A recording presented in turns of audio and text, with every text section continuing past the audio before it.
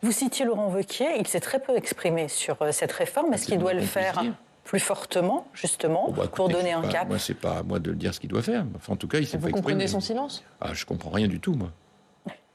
Donc il devrait parler pour vous? Je sais pas, enfin, c'est à lui de le décider. Enfin, moi, personnellement, je me suis exprimé, oui, très clairement.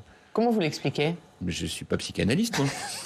Ça relève de la psychanalyse pour vous ou ça relève de la psychanalyse pour vous ou ça relève de la politique? Ce silence. Mais c'est une matière très noble, la psychanalyse. C'est une matière majeure. C'est ce qui permet de comprendre l'esprit humain, sa complexité. C'est une matière passionnante et qui, en politique comme ailleurs, est extrêmement utile. L'avantage, c'est quand on a un peu d'expérience, on progresse dans cette matière-là aussi. Aurélien Pradié, puisqu'il s'agit de lui, rencontre ce matin Laurent Berger, le secrétaire général de la CFDT, avec une conférence de presse à la sortie. C'est un problème pour vous? Je ne sais pas si c'est un problème, enfin, c'est un choix qui vient confirmer sa volonté de mettre en difficulté sa famille politique, oui, ça c'est sûr.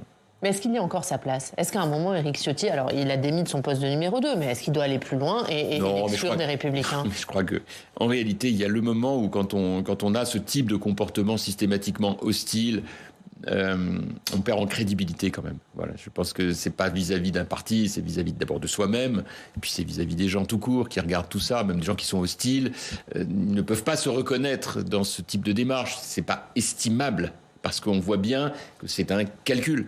Et donc, je pense que c'est pas l'idée que je me fais de l'engagement politique. On peut être contre, on peut être rebelle.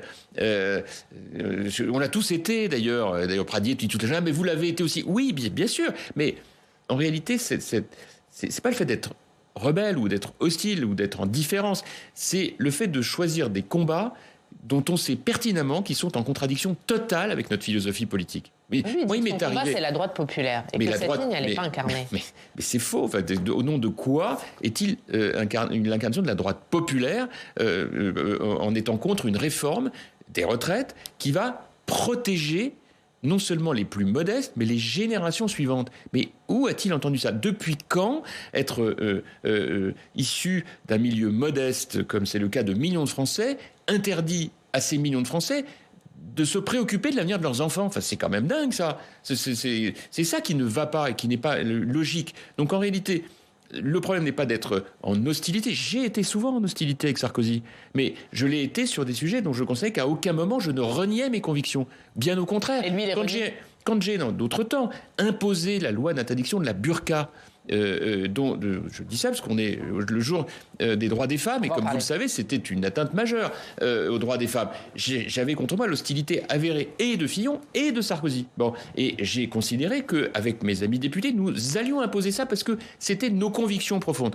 Il y avait une logique à ça. Bon, donc c'est pas la même chose que d'être hostile à la réforme des retraites que nous préconisons à droite depuis toujours, sans l'avoir toujours faite d'ailleurs, ou imparfaitement. Donc là, on a une étape supplémentaire. Y être hostile, c'est incompréhensible pour les Français.